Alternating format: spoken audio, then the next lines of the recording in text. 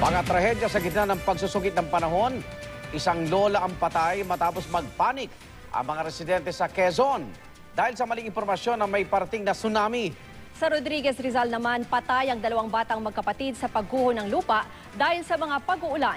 Saksi si John Consulta. Animoy naglaho ang kalahati ng bahay ng pamilya Anor matapos matabunan ng gumuhong lupa sa barangay Isidro sa Rodriguez Rizal. Pasado alas 3 na madaling araw pa lang noon nang makarinig raw ang ina ng tahanan ng kakaibang tunog mula sa likuran ng bahay. Natabunan ang 6 na buwang sanggol na si John Michael at ang 4 na taong gulang niyang Kuya Rogie. Unang kalabog, sabi ko, Nay, may gumuho sa likod. Sabi niya, o tayo na kayo dyan mga anak. Lumipat kayo dito sa kabila. Pag tayo ko, tamang tayo ko, ayun, sunod-sunod na, hindi ko na nalaman kung nangyari.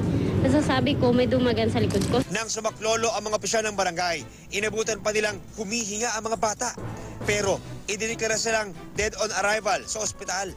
Isa, yung medyo may kalakihan, may tama na po sa ulo. May tama po rito, mas may tama rin po rito sa ano. Po yung baby, medyo may humihinga pa konti. Pero hirap na. Hirap na po. Bukod sa nakatirik sa malambot na lupa ang mga bahay sa lugar, nagawa sa light materials, napapalibutan din ang komunidad ng quarry.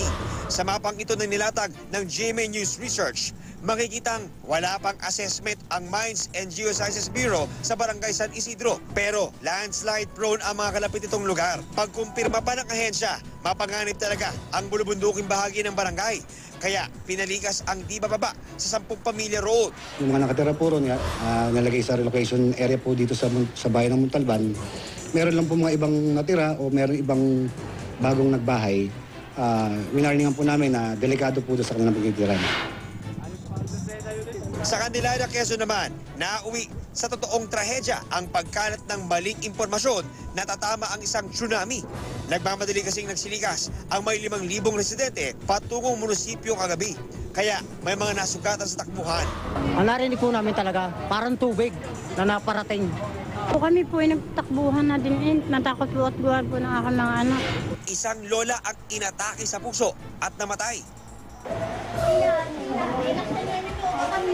Sana mamatay na rin siya. Wala pong katotohanan na napabalitang tsunami.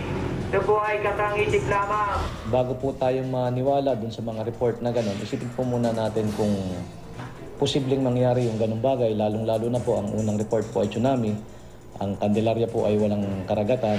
Kumalat din ang tsunami scare sa Sariaya na nasa coastal area, gayon din sa ibang bayan sa Quezon, pati sa Batangas. Sobrang natakot po talaga kami dahil nadala na po kami ng bumagyo. Nagiba po ang aming bahay. Nagsimula raw ang pagkalat ng impormasyon sa nasaksihan ng ilang nagsilikas. Malaki masyado yung paghibas ng tubig, no?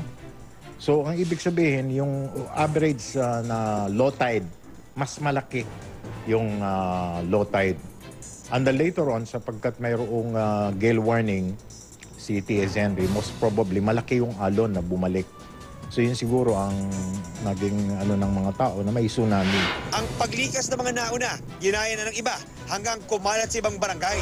Paglilinaw ng mga eksperto, bagamat indikasyon ng pagkakaroon ng tsunami ang biglang pag-atras ng tubig sa dalampasigan, dapat ay kasunod ito ng isang lindol sa ilalim ng dagat na hindi naman naganap kahapon.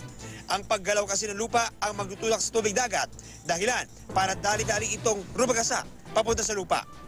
Ako si John Consulta, ang inyong saksi.